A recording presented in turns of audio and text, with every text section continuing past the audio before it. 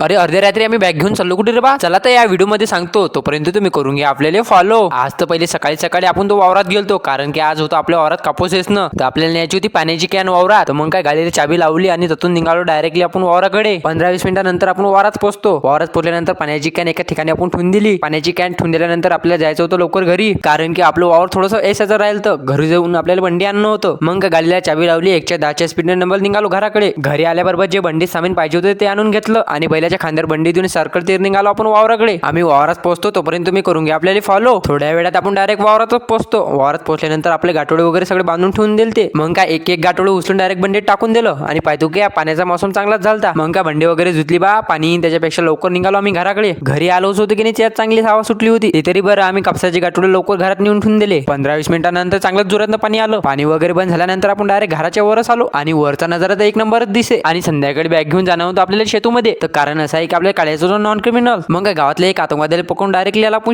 शेतूमध्ये आल्याबरोबर आपण जे डॉक्युमेंट पाहिजे होते ते डॉक्युमेंट काढून घेतले. जे डॉक्युमेंट पाहिजे होते ते अंकुश भाऊ पैसे देऊन दिले. तर आजचा छोटासा ब्लॉग एवढा असतो. भेटूया आपण पुढच्या ब्लॉग मध्ये, तोपर्यंत तुम्ही करून घ्या आपल्याला फॉलो.